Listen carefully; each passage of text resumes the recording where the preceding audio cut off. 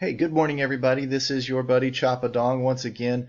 We have a very, very big NHL slate to get to today, so I'm going to jump right in because I've only got a little bit of time. You're busy, I'm busy. This is a video designed to be your entry-level research, not in-depth, drive deep type stuff. This is just hitting the basics, showing you the fastest way to start your research and build a competitive lineup for today's DFS NHL slate.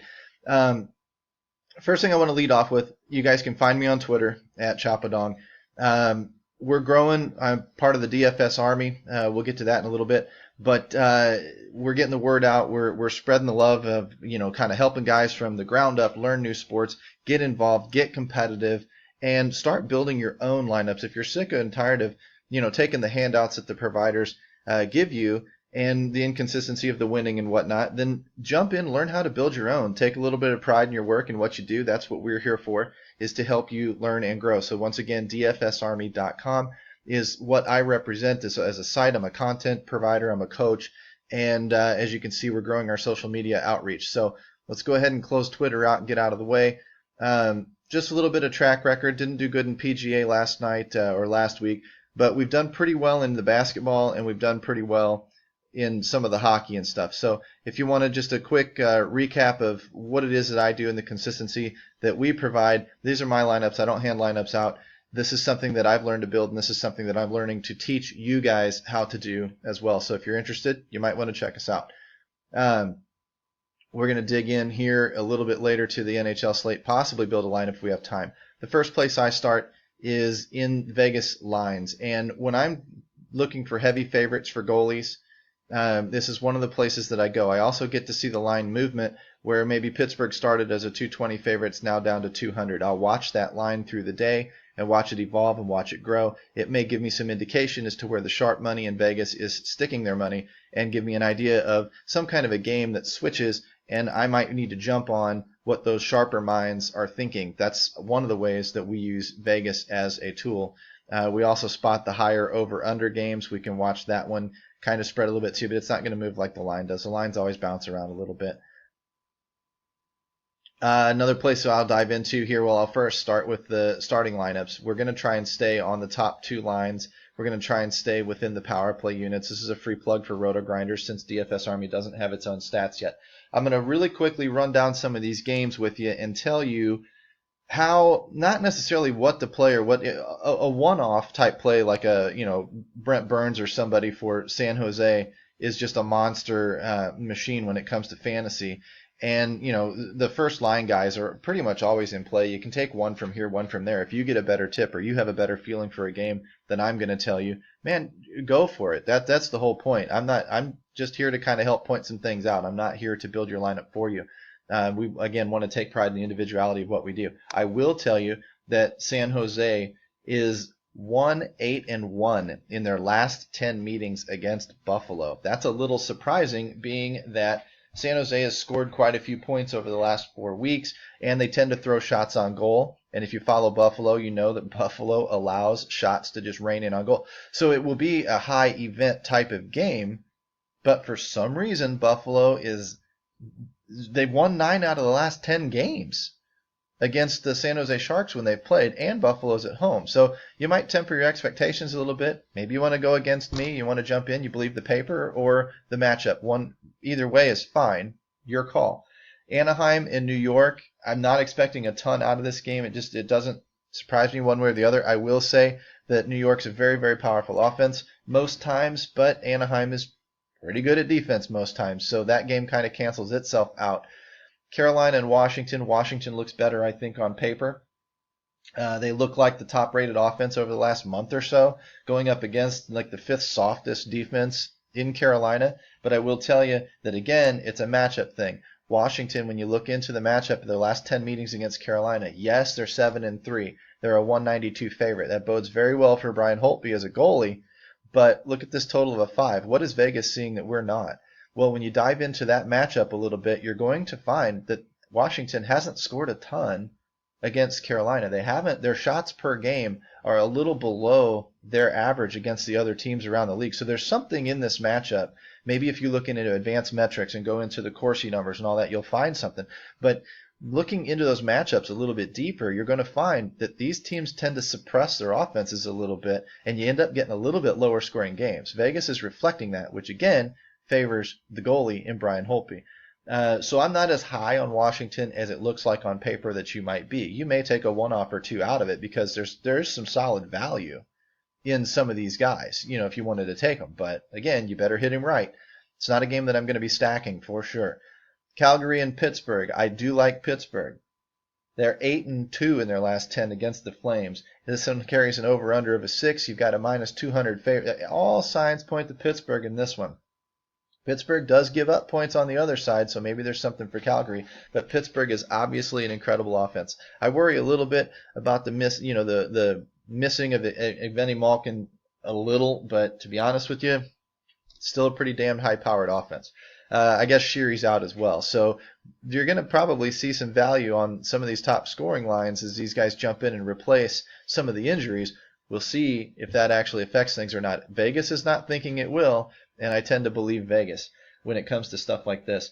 You scroll down a little bit more to, Tampa Bay and the LA Kings. And LA has a 7-2 record, won 7 of their last 10 against Tampa Bay.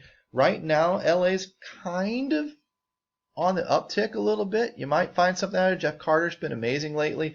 Not really the game I'm targeting to really dive into with the over-under of a 5, but I might look at some Kings when it comes down to it. You've got, again, Tampa Bay's given up a lot of points over the last month or 5 weeks.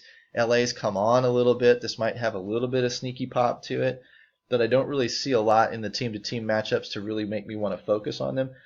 Columbus and Detroit. Columbus is actually trending down off this minus 115. This number is coming more and more towards Detroit. So if I watch that line throughout the day, it might be an indicator that the sharp minds in Vegas or the sharp minds with the bettors are liking Detroit for some reason. And I may use that information to jump on a couple of Detroit guys in some tournaments. But again, nothing that I'm really overly excited about. This is the game I'm overly excited about. This is probably your chalk game. This is probably where a lot of people are going to go. The last couple of times they've met each other, this game has been more or less a shootout. I think last time that Dallas went, maybe it was with New York, but the last couple of times I know that these teams have been higher scoring. I looked at their numbers in their matchup, and their goals per game average is up. Their shots per game average is up. Both of these teams have decent offenses, and both of these teams allow points against and allow activity against. Shots on goal wise, you're looking at Dallas being the 10th most active team in getting shots on goal. Toronto, the 3rd most active team, and they're facing softness in each other. Dallas allows the 13 most shots on goal against, and Toronto allows the 5th most. So when you see a couple of well above average teams in terms of points or shots on goal and shots against getting through, odds are you're going to have a high event game. You're going to have a lot of value built into some of these salaries. So this is a game I would stack both sides of in all formats, to be honest with you, and hope to catch the right goals and right player-to-player matchups, which of course you can do on your own when you do your research. The Blues in Ottawa, this one, oh man, I don't know what I'm going to get with the Blues. Night in and night out, I just don't know. Ottawa's been a little bit powerful lately, and they've been on a little bit of a hot streak. St. Louis has just been giving up points bad. Outside of last night in Philly, St. Louis has been giving up points in a pretty bad way as they're reeling. And of course, you saw Hitchcock got fired, and we don't know exactly what that's going to mean. It kind of throws a little bit up in the air to where we may have to kind of wait and see before we really attack them again or really jump in with some of their players and whatnot.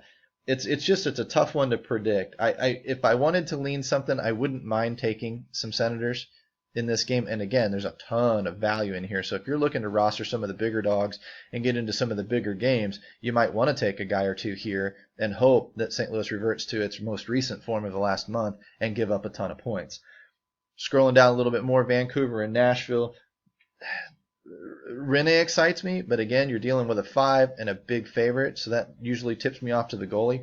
It doesn't really give me a lot of interest in this game, so I can pretty much move on. I'll tell you, this one over here is a game that might entice some people on paper, and I don't know which one personally to believe yet. The more I dig into today, you can see it's a fairly even matchup according to Vegas. You got a decent scoring game. We know these offenses are pretty powerful. Minnesota has the fourth most fantasy points over the last month or so, and Winnipeg has scored the third most. So these are a couple of powerful teams going against each other. However, when you look at the team-to-team matchup, these teams tend to kind of suppress each other again, like I was mentioning up there with Washington. So I don't really know which way I'm going to go on this. For maybe a player here, a player there, that's one thing. If you're a tournament contrarian guy, hell, get off of that Toronto-Dallas game maybe and jump into this one, and maybe everybody's wrong and it explodes. Could happen, and it's not the most terrible thing in the world. Last game of the night, Montreal and Colorado. I like picking on Colorado. Carey Price is on my radar with the bigger favorite and the lower scoring total. It's not as sure a thing as some of the others because, Montreal has not been scoring like they were earlier this year, but they are a good team, and we all know that. And we don't mind picking on the Avalanche. So once again, we're dealing with a kind of a green light matchup here, but it's just not like a brightly flashing green light in your face saying stack it up. Unless you find some personal matchups. Let's get off of this little slate review here and let's dive into finding some value. I like to go by 4-week numbers in Roto-Grinders. Again, free plug, set it up. This will be DraftKings. Scroll down to, I sort by salary. And then if I scroll down to about the 9th, 10th page, I can start looking for the cheaper salaries around $3,000. And I can start scrolling up over the last 4 weeks, seeing how these guys did. Anything about 2/3 of point value, so about 2 points out of every 3. 2 points for every $3,000 in salary is going to tip me off. There's a 3 and a 3, 3.09 and 3,200. I will look into Brock McGinn. I know he's not on, he's on Carolina. He's not on one of the teams I'm really targeting tonight, but I'm going to look at his most recent play and see if the guy isn't playing fairly hot. Another one up here, Lars Eller. Again, we downplayed Washington a little bit, but that doesn't mean that Washington is bad for a player here or a player there. I just want to make sure Eller is still scoring like he was a couple of weeks ago. So scrolling down again, you might look at Ryan Murray. You might, there's another 3. You might look at Nieto in Colorado. Again, you're just digging a little bit deeper. Clendening is always a cheap play. Just kind of scrolling the list here and looking for who's running good over the past month or so. That to me is a large enough sample that it tells me the guy's fairly consistent. It's a small enough sample that it picks up on if he's running a little hot or a little cold. I just need to verify through some game logs and whatnot. It isn't the best way to go about things, but it's a quick way to go about things. So if you're searching to just throwing together a couple of lineups tonight, it's not a bad way to get you started. And it also leads you down rabbit holes and lets you know, there, Trevor Daly, it lets you know kind of what you're looking for. If we scroll up a little bit more, because we're starting to run out of time here, we're not going to build any lineups today. 6, 4.5 out of 6. Sheary, well, he's hurt, duh. 6, 4 points out of 6 in salary again. There's your 2/3 number. Forsberg and Nashville, worth looking into. These are one-off type plays. Now, here's one we might stack. We might take Kadri and stack him up with, Van Riemsdyk or Nylander, somebody like that, and take a little closer look at them. If I scroll down this list, I'm trying to find guys that are under a 6 that are still running at a 4 or above. Brian Little has my eye. Arvidsson, Hoffman, they would have my eye. Monahan always has my eye in Calgary. He's one of the one-offs I will reach for, even when I don't like the game in general. So these are the types of things that you're doing when you're hunting value. You're going to throw a couple of those guys in. You're going to go back to the teams that you want to target. If you're a cash guy, you're probably going to run into this game here, and you're probably going to take a couple of guys off either side. You can stack a line. That's a little bit better for GPPs because if this line does the scoring, this line gets you a bunch of zeros. That kills you in cash. You might spread out a little bit in cash. You might take a couple off the 2. Like there's where Kadri and Van Riemsdyk make nice little plays. They're getting a little bit pricey, but they both run on separate lines, and they both share some power play time. So yes, Van Riemsdyk can set up Kadri or the other way around on a power play goal, and yet if a goal gets scored off the first line, you might get a piece of it with Kadri. If it gets scored off the second line, you might get a piece with Van Riemsdyk or Marner. Marner and Kadri wouldn't be a bad one either. So anyway, that's the quick rundown of today's slate. I hope that gets you off to a decent start. I'm Chapadong. I'm part of the DFS Army. If you want to take a look at us, there's a coupon code. Use my name, CHOP, C-H-O-P. You get 20% off of your membership. Look me up when you get inside. We'd love to have you. We're always looking to add more and more active DFS players to our team. So have a good night, guys, and we'll catch you on the flip side.